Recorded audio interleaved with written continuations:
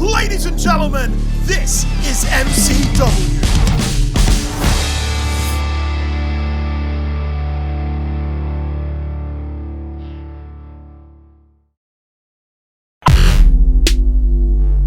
I'm Jonah Rock, professional wrestler from Adelaide, South Australia. It goes,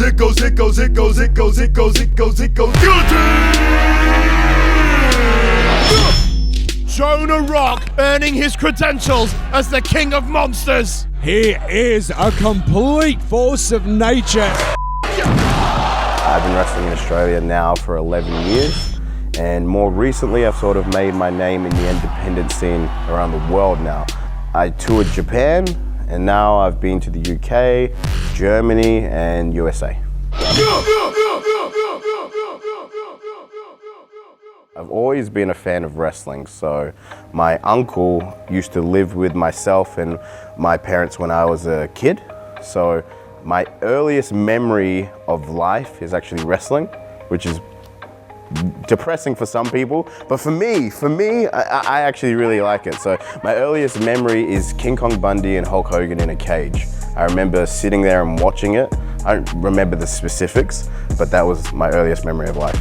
From a teenager, I sort of started watching more independent wrestling, and I saw wrestling live in Australia. I didn't realize it was a thing that was done locally. As soon as I saw it live, I wanted to start wrestling. My mum didn't want me to start wrestling until I finished high school. So I had to wait until I finished high school, and as soon as I finished, luckily at the same time, Hartley Jackson opened his school. He was my favorite Australian wrestler, so when I used to go to local shows, he was one of the reasons I went, mainly to see him live. He was doing things no one else was doing in Australian wrestling at the time. So he was doing moonsaults from the top rope to the outside, just things I hadn't seen live when everyone else was still pretty, in my opinion, boring and hokey. He's still a mentor for me now. So not just in wrestling, but in life. He's sort of, I guess, like a bigger brother role. It was weird at first, becoming friends with someone who you've sort of watched for so many years, but then we became best friends and obviously became tag partners here in MCW, traveled around together, and now, yeah, it's just that mentor relationship. Still speak every day. I had to do a tryout to get in, which was very hard, 2-day tryout. Hartley had just got back from the LA dojo, so he'd just been trained and stretched out and beaten up by Antonio Inoki himself. So he was very hard on everyone that came through. I was also, you know, a bum just out of high school. So my wife now, she actually paid for the tryout, and that's how I got started in wrestling. January 2007 I started, and then by May, I think was my first show.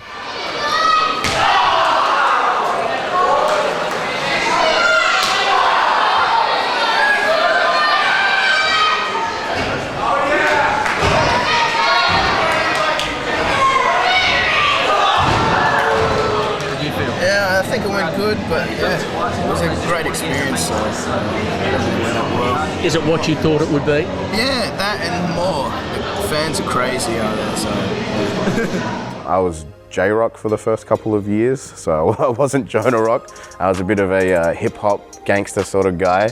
And in those first 2 years, I met my eventual tag partner, Elliot Sexton. So he did the tryout as well. I knew him not through wrestling, through music videos he actually made. And as soon as I met him, I was like, oh, this guy has to join, just so I could talk about wrestling with him. For some reason, I don't know why, Hartley actually put us together.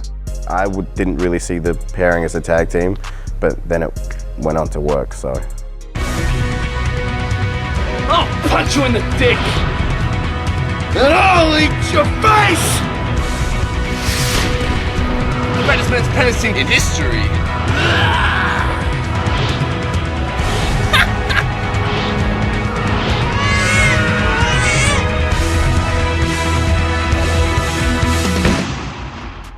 I think Sexton was always ahead of the game a little bit, especially with putting videos up online.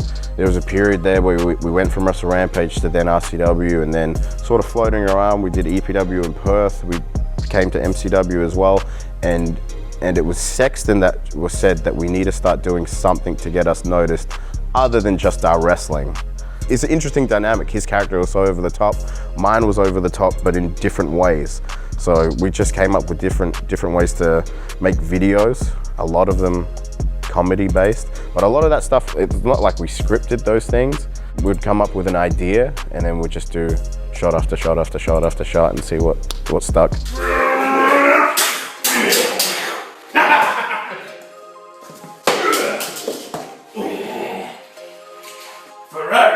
It worked. Like, you know, I had people from Melbourne, people from Sydney and stuff just contacting me about the videos, saying how much they enjoyed the videos. And then that actually got us in to be able to wrestle in these places. Yeah, like, you know, me and Sexton were a package sort of deal. We came to MCW as well. And yeah, that got the ball rolling really. Yeah, MCW has always been a special place for me, just in my wrestling journey as a whole, not just in Australian wrestling, not just wherever I've been, but it's been somewhere where I've been able to grow, and I think the fans have been able to see me grow as well. Obviously, being in the dark match, my first match here, and I remember getting that opportunity to come over and be in that dark match, and I remember saying, look, I need to, you know, make this match memorable so I can come back and then be on the main show. Then I got onto the main show and then went from being a tag team champion to an Inter-Commonwealth champion to eventually the MCW heavyweight champion.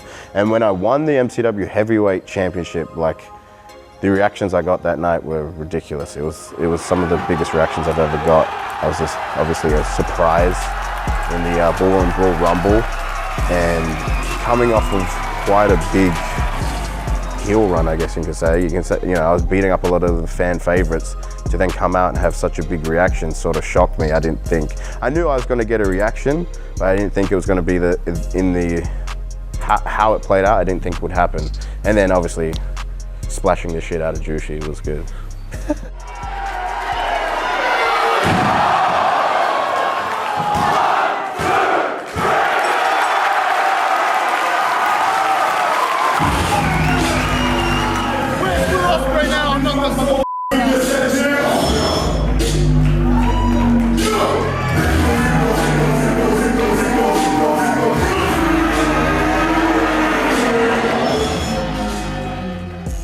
I joined Team Decay in 2012 alongside Elliot Sexton. We came in as Sex Rock.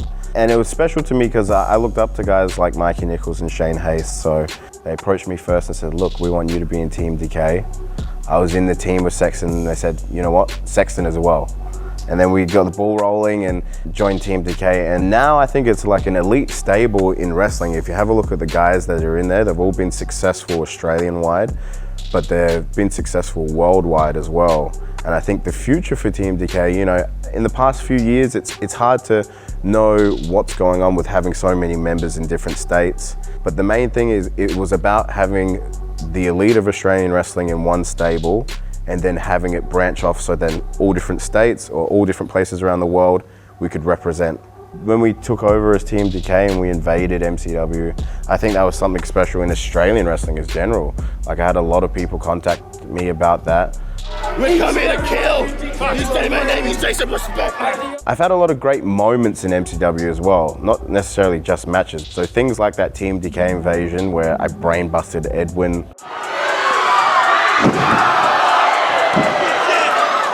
We destroyed the ring. I think we put Mr. Juicy through a table. How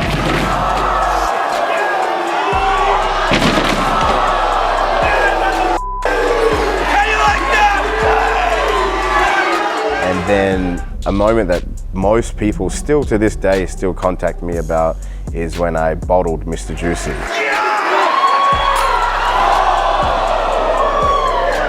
That was a big thing. I mean, visually, it's me hitting someone in the head with a beer bottle. So people aren't gonna forget that sort of stuff. Cheers, Mr. Juicy. Come on. Big thing from progressing from being J-Rock. And I was almost a comedy sort of character as J-Rock. So even when I first became Jonah Rock as well, I think a big thing for me was I used to watch so much of Hartley Jackson and what he did. And he was so feared around the country. So like when he'd come to Wrestle Rock, he would come out and he would smash through tables and stuff. But people believed it because you didn't know, like, honestly, even me, I'd be like, he looks angry, he's gonna do something. And I thought that gave him an edge to everyone else around the country.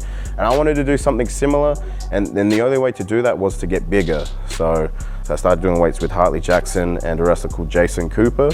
And I tried to keep up with them to begin with, and then You know, a year passes on, then 2 years, and then I'm lifting more than them. And then I tried to do my own things as well. So I went out and I started doing powerlifting, which no one else that I knew in wrestling was doing. I always wanted to get bigger when I first started wrestling.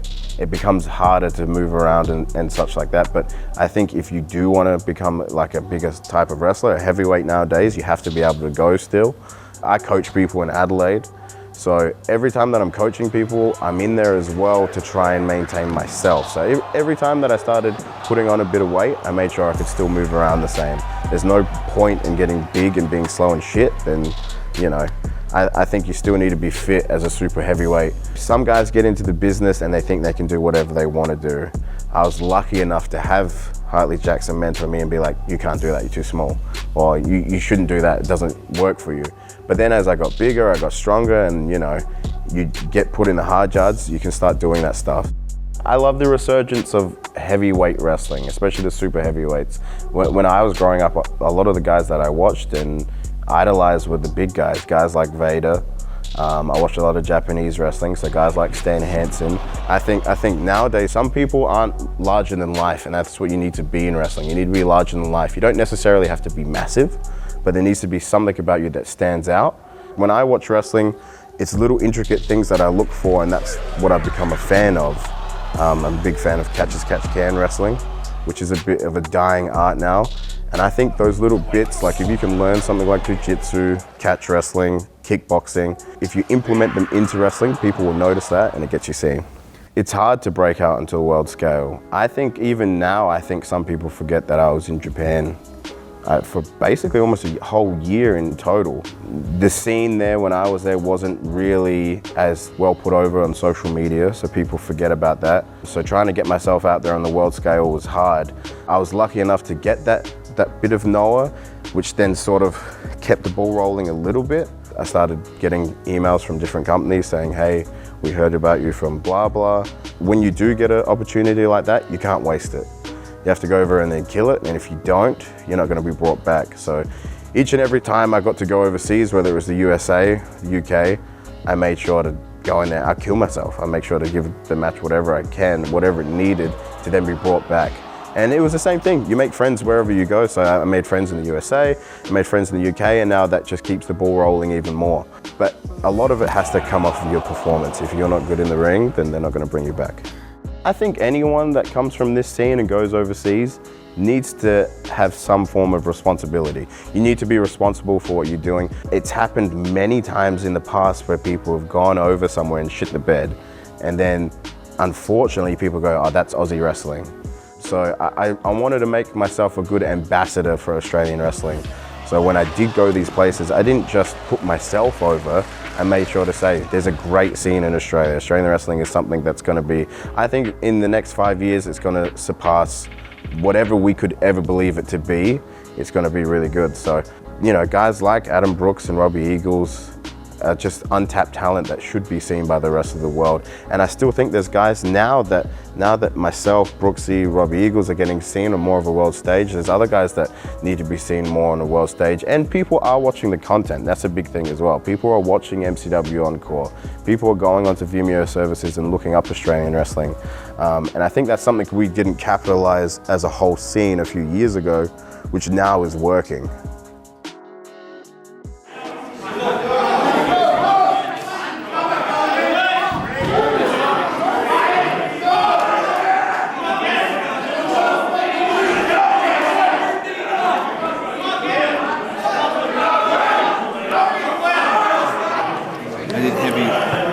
Heavy sumo deadlifts 2 nights ago, and now doing the bridging I cramped.